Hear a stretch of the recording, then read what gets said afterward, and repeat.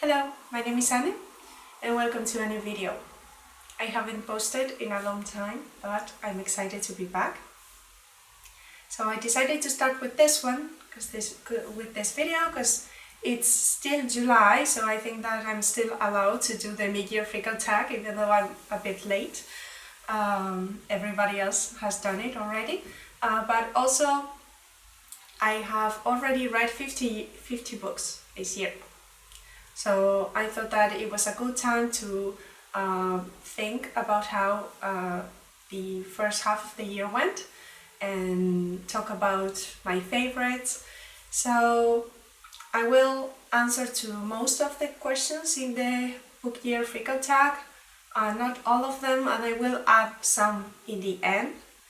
So let's start.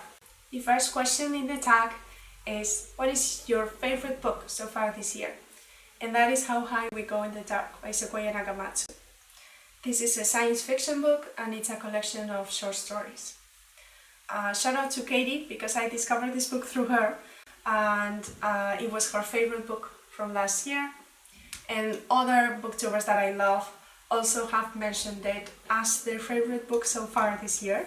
Those are Tori and G, and I'm sure that I'm missing somebody. So, as I said, this is a collection of short stories. Every story follows a different person or set of people, and some are related, some are not. But they all happen in the same universe. It's supposed to be our future, and they are in chronological order. So what happens is that in our future, scientists are working in the Arctic, and they discover this perfectly preserved body of a girl who they think that died from an ancient virus. So when they dig her out, I guess, they unleash the Arctic plague. So then we follow different people and we see how society and humanity rebuilds itself, how it changes and how it survives through this Arctic plague. Every story is really good. Some are mind-blowing, but they're all really good. It's so imaginative, very beautifully written in my opinion. Also, the audiobook was so good. I listened to the audiobook, and every short story is narrated by a different narrator, and in my opinion they all did a fantastic job. So if you can handle reading about a pandemic at the moment, I highly encourage you to read this, to give it a go. I suggest that you might read the first 2 chapters to see if you like it. If not, you can leave it, but I think that most people who have read it really enjoyed it or really appreciated it. It's quite dark sometimes, but you know, I'm not gonna say anything, but I think that it will please all sorts of readers, and it's a really good book. The second question is best sequel, and I must admit that I haven't read that many. I will read more sequels in the second half of the year, and I do have high expectations for those.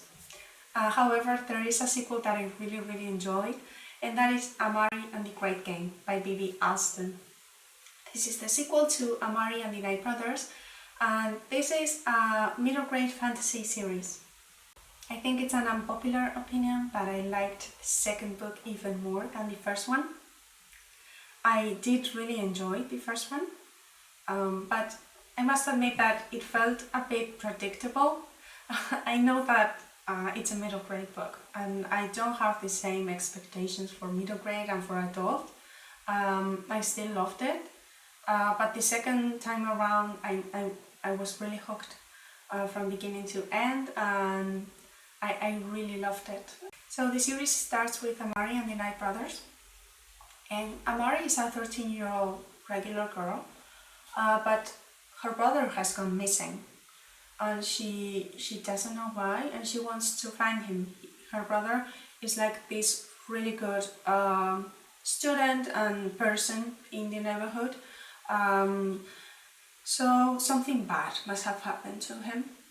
But one day, she discovers this invitation to her by her brother to spend the summer at the Bureau of Supernatural Affairs.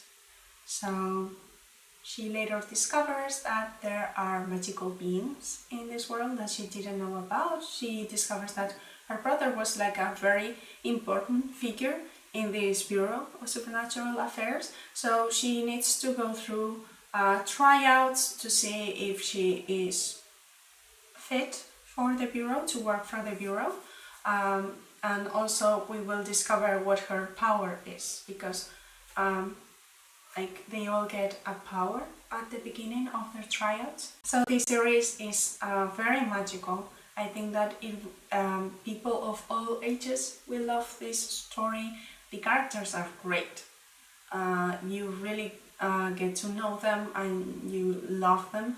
I think that's why maybe I love this second book even more, because I already cared for the characters, but I got to know them a bit more, and it is very intriguing.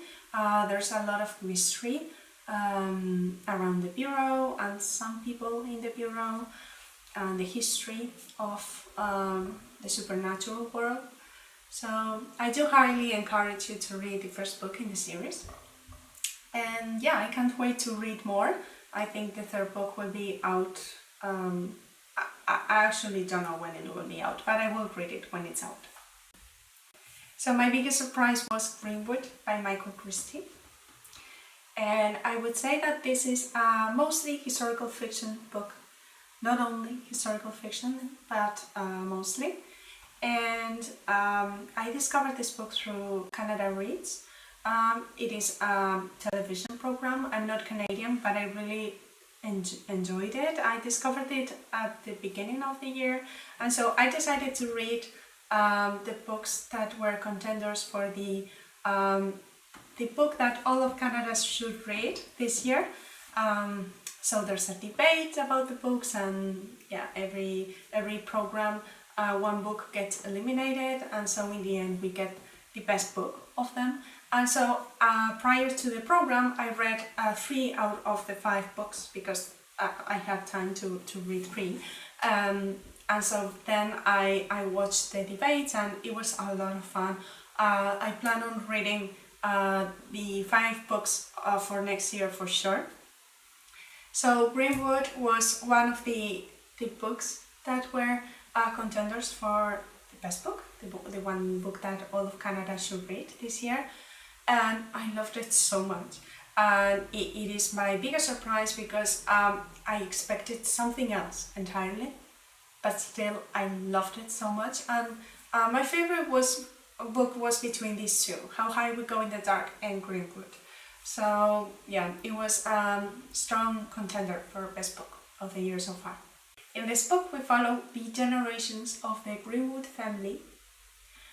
We start in the 2030s or so, so in our future, and we follow the youngest member of this family, and then we go like the rings of a tree. We go into the past. You know how when you go deeper into the rings of a tree, you go from the present time into the past, and then when you come out of there, you go into the future again. So that's how it's structured. That's how we follow different generations of this family. And it was surprising to me, because at first we follow this scientist, again another scientist in the future, who's like a tree expert. And I thought that this was her story. I thought that we were gonna go deeper into her story, and this was going to be a science fiction novel. I also saw it mentioned as eco-fiction, like ecological fiction. I thought that that's where we were going, so I was really excited about that, because I really like that post-apocalyptic dystopian future. literature in general, but then we go into the past and it's something else entirely. It's true that the thing that links all of these members of this family, all of the generations of this family are trees. So there is a deep love for trees, or a deep link with trees in this family. And I thought that was very interesting. And to finish talking about this, and this, I think that I'm the only person that will think this way, but this book actually reminded me of 100 Years of Solitude, which is, at the moment, it currently stands as my favorite book of all time. How we follow the generations of this family and how well it is written. It reminded me of that book. So I was really tempted to put this as my best book of the year, but at the moment it stands second. I loved it, I really loved it, and I highly recommend it. I mean, there are many genres involved, so I think that there's something for everybody, and the characters are so good, you get to know them so well, their motivations, and especially I really loved the Greenwood brothers, and some of the side characters as well. I really loved, and I really got invested in their story. So I highly recommend Greenwood by Michael Christie. Next question, my favorite character. I almost said fictional, but it's actually not a fictional character, it's a historical character. It's someone that actually existed, but that I didn't know about until I read this book. My favorite new character is Mary Wollstonecraft, and the book is Romantic Outlaws, The Extraordinary Lives of Mary Wollstonecraft and her daughter, Mary Shelley. So shout out to Tere from the Garden of Tere, because this was her favorite book last year, I believe, and that's how I discovered this book, and I really, really liked it. This is another of one of my favorite books of the year so far. So as I've said, this is a non-fiction book, this is a biography of these two remarkable women, and it was so interesting. I'm not that much into biographies, to be honest, but I really love this one. Especially, I really like both Shelley and Wollstonecraft, but especially the mother that I didn't know about, that I thought that was such an intelligent, interesting, feminist, such a, I don't know, like such an important writer that I didn't know about. And I really, really liked her. And I think that Charlotte Gordon, which is the author that I did not mention before, Charlotte Gordon did such a fantastic job. Every chapter follows one of the two. So we start with Wollstonecraft and then Shelley and then back and again. And what's interesting is that they actually didn't get to know each other because Wollstonecraft died soon after she gave birth to Shelley, but Wollstonecraft had such a big impact. So my neighbors decided to start construction work while I was filming, so I had to stop recording, and now it's a new day. I try to make everything look as similar as possible, and so I'm gonna continue where I left off, which is with Romantic Outlaws. I decided to use the footage that I already had because I just wanted to add one more idea. So as I've said before, mother and daughter didn't really get to know each other personally because the mother died soon after she gave birth to the daughter. But Shelley really got to know her mother through her writing and through the stories about her, and she was her biggest admirer, and she had such a big impact on her, and she continued her legacy. So I'm sure that we wouldn't have gotten all of the amazing work that Shelley is so well known for were it not for her mother. And yeah, so that's it. I just think that Charlotte Gordon did a really amazing job. I'm so glad I read it. I recommend it to everyone. And yeah, it was one of my favorite books so far, for sure. The next question is favorite debut or new to me author, and I have two answers for this one. Both of these authors are new to me authors, they're not debut, they have a bunch of books published already, and I've only read one book by each author. So I wouldn't say that they are some of my all-time favorite authors, but when I was trying to make this list to answer these questions, I was thinking, what are the authors that, I would add all of the books that they have written to my TBR at the moment, just because of what I've heard about their work and what I've read so far. So the first one is Emily St. John Mandel. I have read Station 11 this year. Station 11 takes place in our future, and we follow a bunch of people who do have a link between each other, and we see them how they go through, again, a global pandemic. And we especially follow a troupe of artists who travel to different settlements where humans live, and they mostly interpret plays by Shakespeare, and we reflect on how art is still important even after a global pandemic, even in a world of survival. And I think that it's very interesting that Emily St. John Mandel actually wrote this book years before the pandemic that we have gone through recently. And I was very hooked from beginning to end. I think that many interesting ideas were presented throughout the book, and it didn't feel like a typical pandemic story. So the reason why Emily St. John Mandel is one of my new favorite authors, or could become one of my new favorite authors, is that she does have other books that also take place in the same universe and that explore other ideas.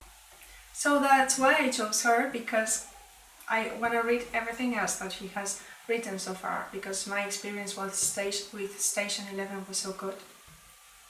So that was the first author. Now the second author is also a very well-known author, and that's Silvia Moreno Garcia.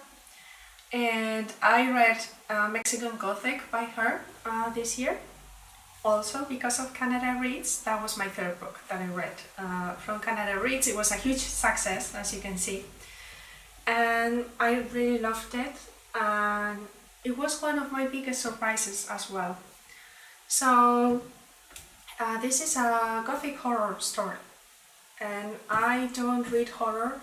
I don't like media that is scary, but I wanted to read this book because of my project to read the books on Canada Reads, and it was very easy to find.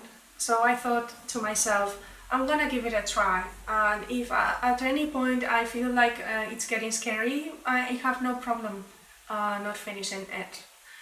So I read Mexican Gothic and I really loved it. It wasn't scary to me. I know that maybe that's not a compliment for some people, but it is for me. But it was Gothic, so the atmosphere was spooky. It was foggy near the house, and it had a graveyard right next to it, and the house itself was like a big mansion with no electricity, so they used candlesticks in the night, and the hosts were very suspicious looking. So yeah, it was the atmosphere that really made you feel like inside a horror novel, but then I didn't find it that scary. However, I was really hooked. I really liked the plot. I liked the characters. I found them interesting. I liked the protagonist. So overall, it was a big hit, and I loved it. So right after I read Mexican Gothic, I was like, now I want to read everything by her.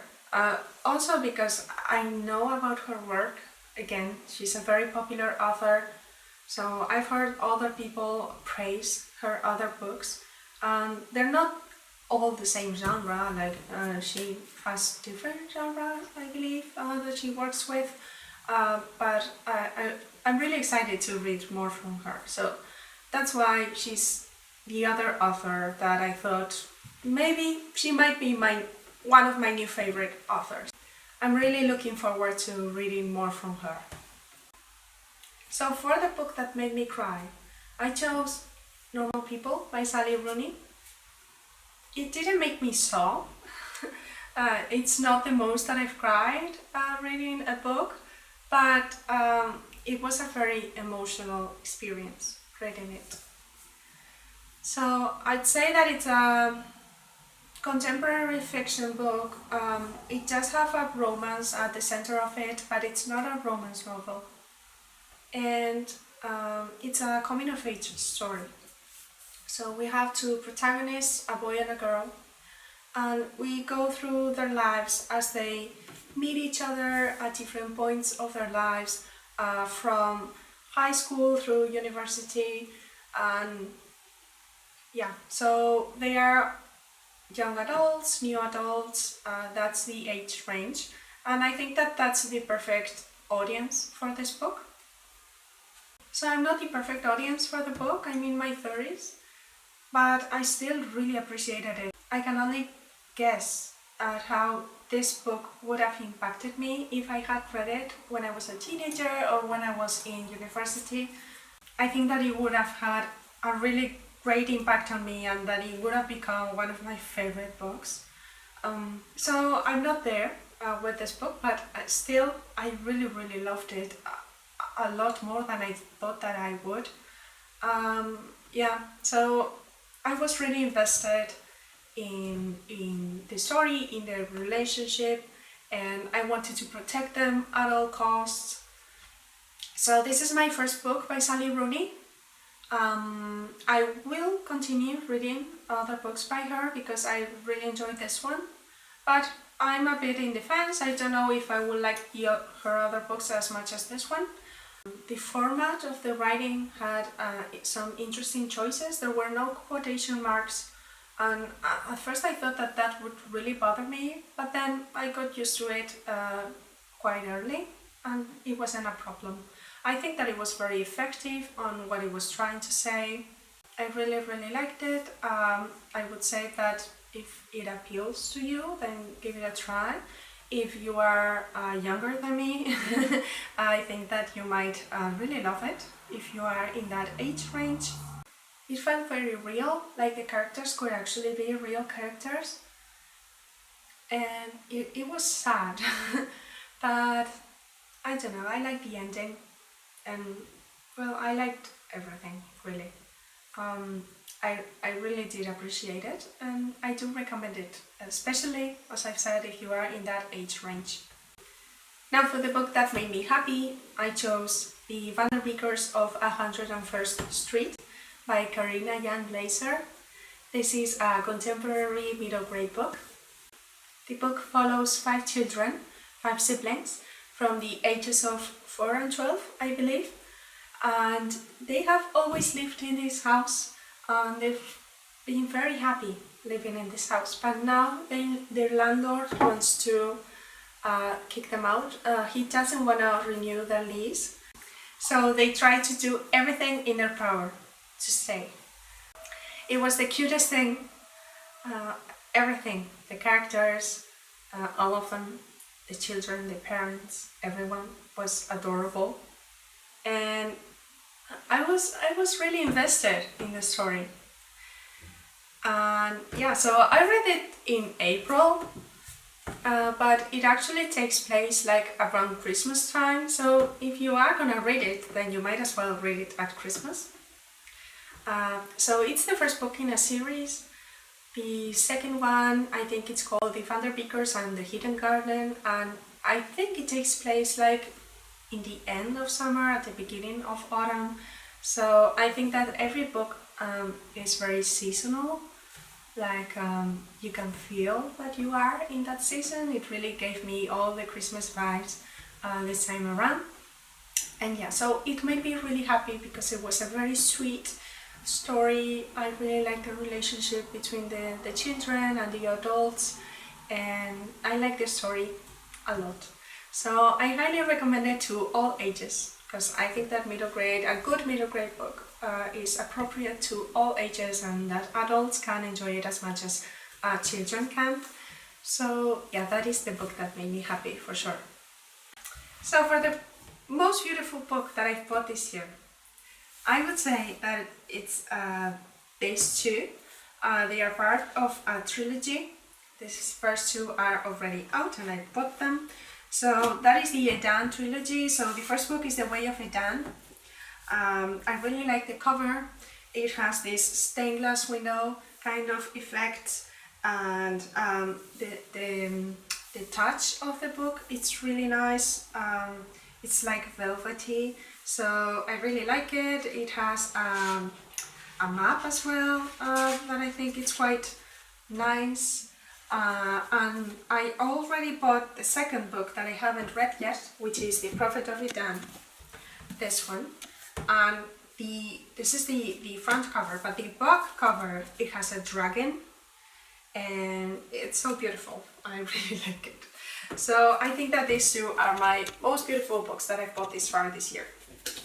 So I'm going to talk to you about The Way of Edan, because not only is it the most beautiful book, or one of them, that I bought this year, but I really liked it. So The Way of Edan and the Edan trilogy is written by Philip Chase, who is a debut author, self-published, and he's also a booktuber. So I followed him for a while now, and I wanted to support him by buying his book, The Way of Edan, the first one that came out. And then I read it and I really enjoyed it. I think that it's one of my favorite fantasy books that I've read this year so far, maybe my favorite. And I'm really excited to read The Prophet of Edan, the second one. And the third one, I think it's called Return to Edan, but I might be mistaken. That will come out in September, so I will read it as well, for sure. The Edan trilogy takes place in this world where there's magic and magical creatures, elves, dwarves, dragons, as you've seen. And it follows a few characters, and The Way of Edan is like the start of a holy war. Like, it hasn't really started yet, but it's brewing, and we follow different characters from all sides. You really get to know all sides of the conflict, and you do get very likable characters and some more unlikable ones, but you can see that there's light and darkness in all of them. And it was a very interesting first book in a trilogy, and I really want to read more. I heard that the second one is even better than the first one. It's actually bigger as well, so I hope to read it soon. So yeah, that's my answer. So as I've said at the beginning of the video, I am gonna sneak in some other books, some other questions that I made up because of books that I want to mention. But before that, a quick mention, a recent release that I haven't read yet that I really want to read. That would be In the Lives of Puppets by T.J. Klune. I have read The House in the Cerulean Sea, one of my all-time favorite books, and Under the Whispering Door by T.J. Klune, and I'm gonna read everything that he writes. So that's one that I'm definitely gonna read soon. Actually, I think that I will read it in August. Then I have my most anticipated release of the second half of the year, that is Heartstopper 5. I will read it the day it comes out. And lastly, what are some books that I need to read by the end of the year? There are many that I need to read by the end of the year. I'm gonna mention just the ones that I'm really excited about, that I think are gonna be 5 stars for me. So I really wanna read In the Lives of Puppets, like I said, and Heartstopper. I wanna read the last book in the Wayward Children series, that is in Lost in the Moment and Found, I believe, by Shannon Maguire. I really want to read Legends and Lattes by Travis Baldree. I think I'm gonna love it, and I haven't read it yet for some reason. I want to read Project Hail Mary by Andy Weir. And then for a reread, I'm in the middle of two rereads. One is the Foundation trilogy, so I have already read the first two books in the trilogy. I need to read Second Foundation next. And then The Pillars of the Earth by Ken Follett. That is one that I read many years ago, and I want to reread because I remember almost nothing. So those are maybe my top priorities for the next half of the year. And now, one of the questions that I wanted to answer, because I really want to talk about this book, is the first 5-star book of this year. The first book that I've given a 5-star rating this year to. The thing is that in January I finished 0 books. I was reading. I guess, books that I wasn't really in the mood for, and so I didn't finish a single book in January. So that was very hard for me. December was a great month for reading, and then February was great, but January in the middle, not good at all. So the first book that I loved in the month of February, my first love of this year, was Book of Hours by Letty McHugh. Book of Hours has won the Barbellion Prize this year. The Barbellion Prize showcases the work of disabled or chronically ill writers. And so Letty McHugh won the prize, and I think that well deserved, because I read all of the books that were in the shortlist for this year, and this was my favorite for sure.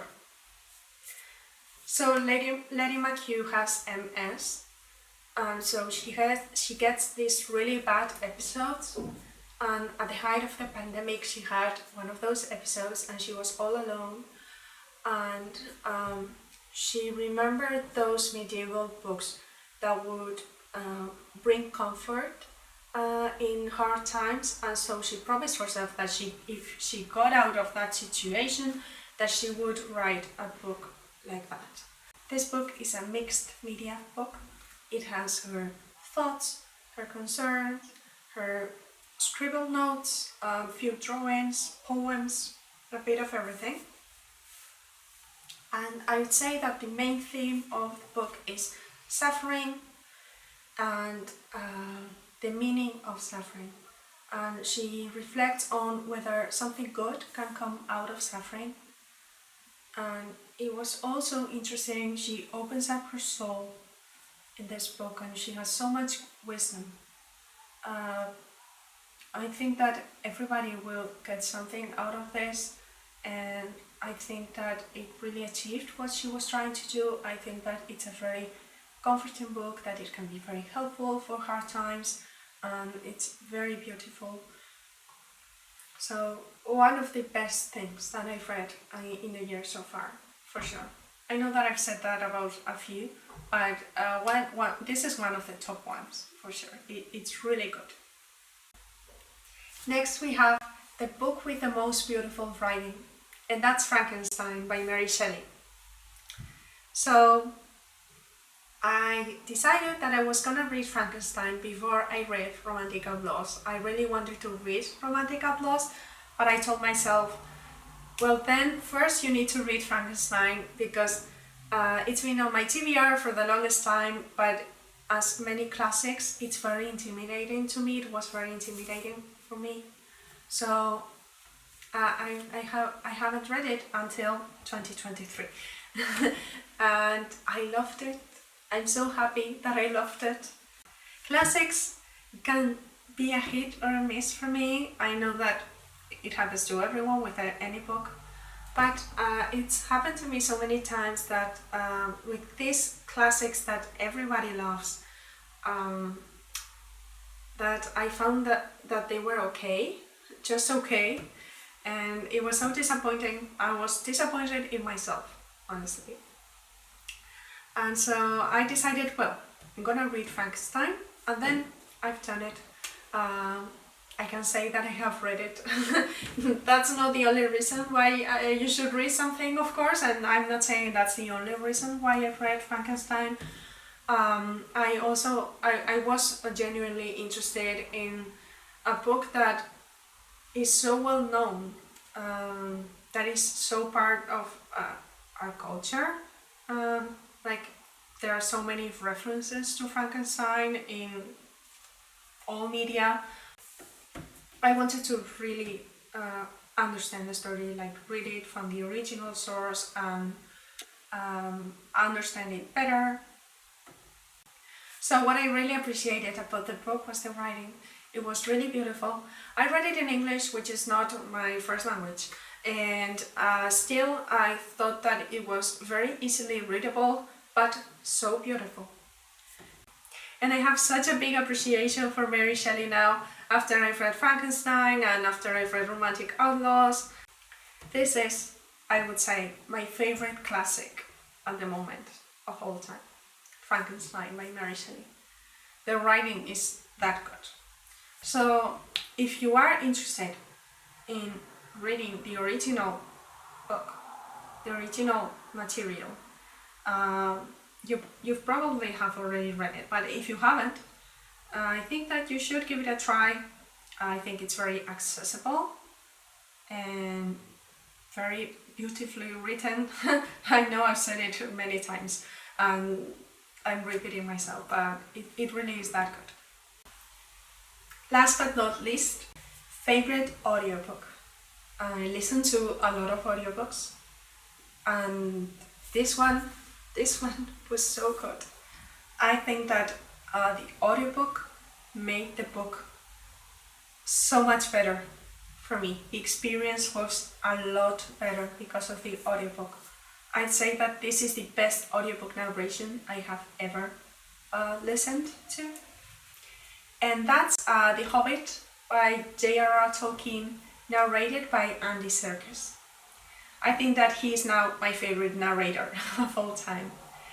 And I must admit that I'm not the biggest fan of Tolkien's writing. I think that this is an unpopular opinion, especially on BookTube and among book lovers. I really loved the Lord of the Rings movies, and I have read The Lord of the Rings, but it wasn't one of my favorite reads. But this one, listening to The Hobbit, narrated by Andy Serkis, it was an amazing experience. He really made it come to life. And now I'm thinking that maybe Tolkien's works, I can't really talk about everything because I've only listened to The Hobbit, but now I think that it was meant to read out loud. So the voices in this were so good. Obviously Andy Serkis, he knows what he's doing. He's a great actor. He's great at voice acting. And yeah, my favorite my favorite voice that he did was obviously Gollum. But then I really loved Gandalf, which is my favorite character. And then I really loved Thorin and Bilbo. But in general, like, he did a fantastic job. This is an audiobook that you wanna listen to in 1x speed, like in the original speed. You don't wanna rush it because it's so amazing. So when I started listening to this, I never do this. Right when I started listening to this, I must have been like 10 minutes in, I don't remember really. I went to Goodreads and I gave it 5 stars because it was so good, like mind-blowingly good. The other contender for best audiobook was How High We Go in the Dark. And that one is really, really good. The audiobook is great, but this is a whole new level of audiobook. So yeah, I don't know what else to say. I think that this is the best audiobook that I've ever listened to. Maybe I have said it already, so I'm gonna leave it there. And that's all for today. Thank you for watching. Thank you for all the love that I've gotten in my previous videos. and I hope to see you again the next time.